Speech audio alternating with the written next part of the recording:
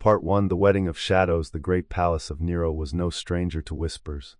Its marble halls had seen triumphal processions, imperial feasts, and the laughter of courtiers desperate to please. But on a certain night in the mid-60s AD, even Rome's jaded senators felt the unease settle in their stomachs. For they were invited not to a triumph, nor a banquet, but to a wedding, and the bride was not a woman. Torches lined the chamber, their smoke staining the frescoed ceilings with shifting shadows. Music played not the stately rhythm of Roman matrimony, but the thin, reedy sound of flutes, the kind used in Greek tragedies to underscore sorrow and parody. At the center, standing tall, draped in imperial purple, was Nero himself. Beside him, veiled in silk, adorned with pearls, and led forward as though to slaughter, stood Sporus, a boy of perhaps 14 or 15. He had once been freeborn, the son of a Roman knight. But his life had been rewritten by the emperor's knife.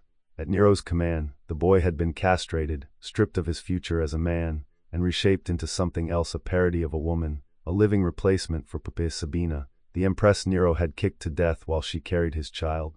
Sporus, it was said, resembled her in face, in softness of feature, in delicate youth. In Nero's mind, the boy was her reincarnation, his lost empress resurrected in flesh. The wedding unfolded as though it were real. Nero placed the veil over Sporus' head, bound him with the marriage cords, and kissed him before the witnesses. The praetorians, armored and silent, looked on. The senators, compelled by duty, forced their expressions into masks of approval.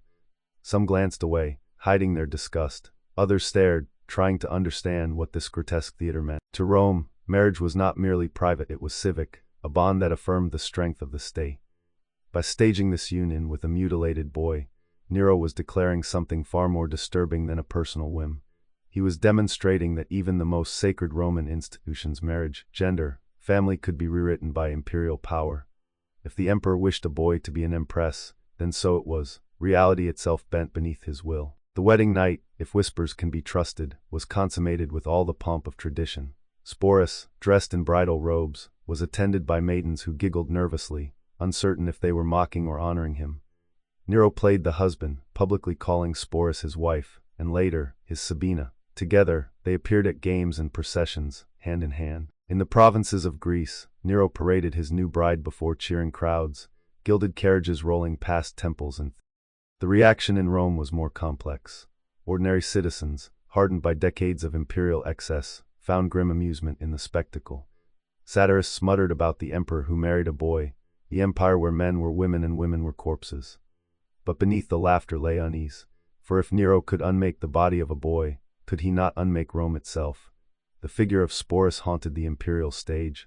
No voice of his survives, no letter, no account of his thought. His silence is part of the tragedy.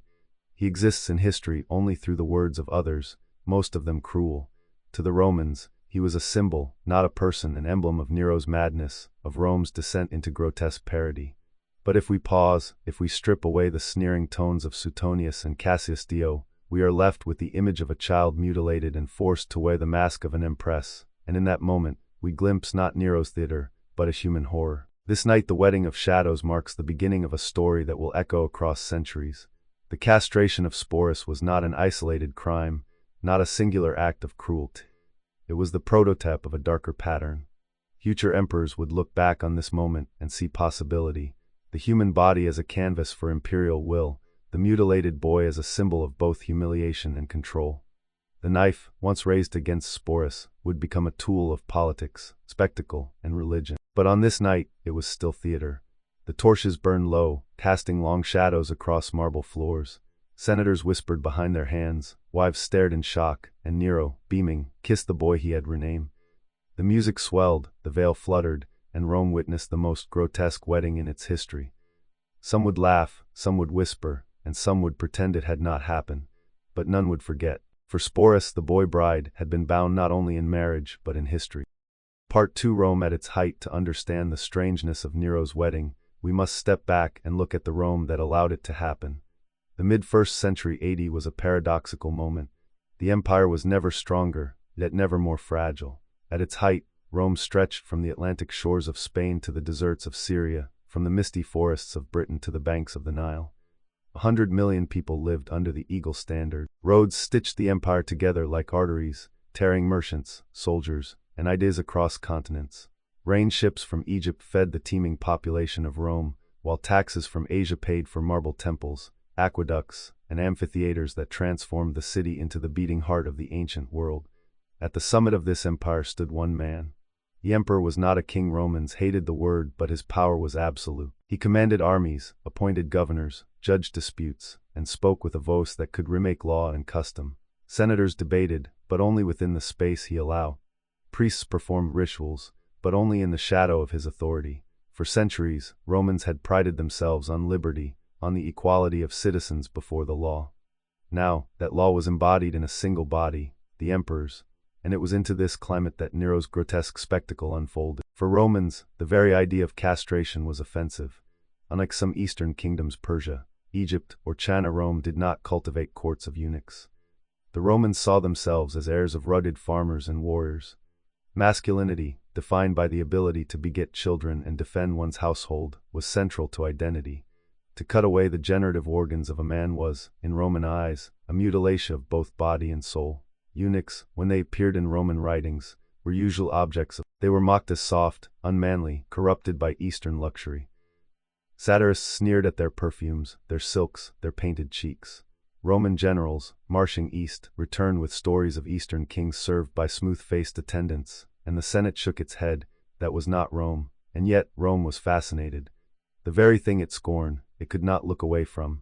Eunuchs haunted the edges of Roman imagination, half feared, half desired. They embodied the paradox of power, to be made weak, yet close to the ruler's ear, to be stripped of manhood, yet hold the keys to women's chambers. When Nero ordered Sporus' castration, he was not merely indulging a private madness. He was drawing on this unease, turning it into spectacle. By transforming a Roman boy into a eunuch bride, he enacted before the elite what Rome most despised about the East and then claimed it as his own. It was an insult and a declaration. The message was clear. Rome's taboos ended at the emperor's will.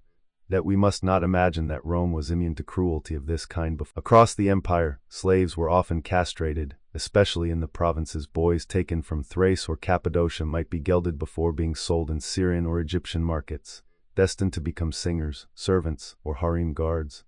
Roman aristocrats might turn a blind eye, purchasing eunuchs imported from abroad while condemning the practice at home. The hypocrisy was clear. The empire profited from what it claimed to despise. But to do this to a freeborn Roman, to seize the son of a knight and mutilate him, that was new, that was shocking. Nero had crossed a line that even Rome's flexible morality had not prepared for. At the same time, the empire's strength gave Nero confidence. What could the Senate do? What could the people do? Rome was fed, the legions were loyal, the provinces paid their taxes. Even in the face of scandal, the machinery of empire rolled on. This is perhaps the most chilling lesson of Rome at its height. The empire was so vast, so wealthy, so secure, that it could absorb outrage. Nero could burn Christians in his gardens, he could murder his mother and his wife, he could parade a eunuch bride before the world, and still the aqueducts flowed, the markets bustled, and the provinces sent grain. The very greatness of Rome insulated its ruler from consequence, for a time. In the marble forums, among the chatter of merchants and the footsteps of citizens, the contradictions were visible. Rome, master of the world, pretended to despise the foreign luxuries it consumed in abundance. Rome, defender of virtue, fed on cruelty behind closed doors. Rome, the republic of laws, bent itself around the will of one man. And at the center of it all, Sporus, the silent boy whose body carried the contradictions of an empire. He was not the first eunuch in Rome, nor the last, but his fate announced something new, that the emperor could not only command armies and provinces, but could unmake and remake the very categories of human existence. In the world's greatest city, at the empire's greatest moment, a boy's mutilated body became imperial theater. The empire stood at its height, and beneath the triumph, shadows lengthened. Part 3: The making of Sporus. The wedding of shadows was only the finale of a darker story. To grasp its full horror, we must step back to the moment when Sporus ceased to be a boy and became something else. Sporus was not born into slavery. He was not a captive from a faraway frontier, nor an exotic body purchased in the eastern markets. He was Roman, freeborn, the child of a knightly family. In the rigid hierarchy of Rome, that mattered. A freeborn Roman carried the protection of the law, the dignity of citizenship. It should have been unthinkable for an emperor to lay a knife upon him. But Nero was not bound by such limits. By all accounts, Sporus bore a striking resemblance to Poppaea Sabina, Nero's second wife. Poppaea had been the emperor's great passion, beautiful, ambitious, skilled in the arts of persuasion. She had also been fragile, and when Nero, in one of his volcanic rages, kicked her during pregnancy, she died. Her absence gnawed at him.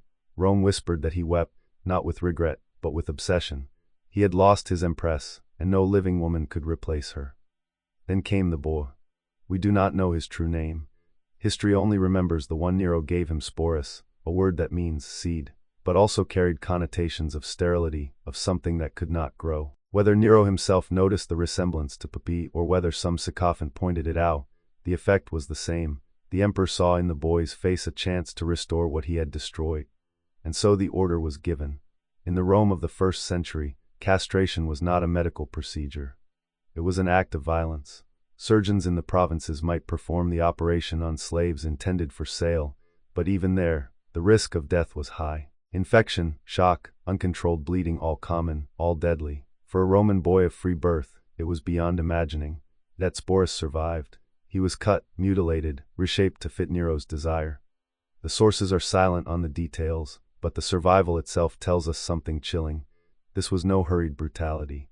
It was carried out with care, under watchful eyes, with all the resources of the palace at hand. The empire's greatest physicians, men who had studied anatomy in Alexandria and experimented on slaves, were likely summoned. For them, Sporus' body became both patient and experiment, a chance to prove that medicine could obey the emperor's will. When he emerged from this ordeal, Sporus was no longer simply a boy. He had been rewritten, his voice, frozen in youth, never to break. His body, deprived of its manhood, softened, rounded. His future of marriage, of fatherhood, of ordinary Roman dignity was gone. In its place, Nero clothed him in silk and pearls, painted his face, and taught him to walk as Poppaea once had. The Romans, who prided themselves on their disdain for the effeminate excesses of the East, were forced to wash as their emperor paraded this boy as an empress. To call Sporus wife was insult enough. But there was something deeper, more terrifying in Nero's display.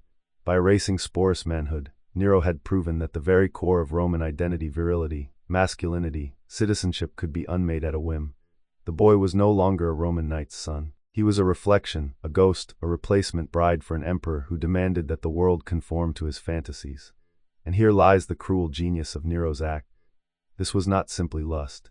It was theater, a declaration of power written upon living flesh. Anyone could take a slave and turn him into a eunuch. Only the emperor could take a freeborn Roman and strip him of his body, his dignity, his very place in society, and then demand that the Senate applaud. For Sporus himself, there was no escape. He is silent in the record, a ghost behind the words of others. Did he weep when the knife fell? Did he rage against his fate? Or did he submit, calculating that survival under Nero was better than death? We cannot know. His story is told only through the sneers of historians who cared more about Nero's scandal than the boy's suffering. His voice is gone, erased as thoroughly as his manhood. Yet the traces remain in the cruelty of Roman rumor, in the fragments of satire. Suetonius tells us that Nero took Sporus with him in public, holding his hand, calling him Sabina. Cassius Dio hints at the grotesque pageantry, the games in which the boy was displayed. Together they sketch the outline of a tragedy, a child remade into a parody of a woman, his existence a living insult to Roman tradition. But perhaps the most chilling legacy is this: Sporus did not vanish when Nero died. He did not fade into anonymity. He passed from master to master, his body still bearing the scars of that first command. He would outlive Nero, only to find himself once again at the mercy of emperors who saw in him not a person, but a symbol. The making of Sporus was more than a single act of cruelty. It was the beginning of a pattern. For the rest of Rome's history, the eunuch would haunt its imagination, sometimes despised, sometimes powerful, always unsettling. And at the root of it all stood this boy, cut by command, remade by an emperor's grief and madness. The torches of Nero's wedding burned brightly, but their light was cast upon a deeper darkness, the darkness of what had already been done. Part 4: A parody of empire. After Sporus was cut and remade, he did not remain hidden. Nero did not conceal him in some private chamber, nor keep him as a secret indulgence. Instead, he thrust the boy into the heart of imperial spectacle. If Sporus had been made into a parody of a woman, then Nero would make Rome itself the audience to his play. The court was the stage. Senators were compelled to watch, praetorians who applaud, the people to murmur with uneasy fascination. Sporus was dressed in silks finer than those of noble matrons, draped in jewels drawn from the imperial treasury.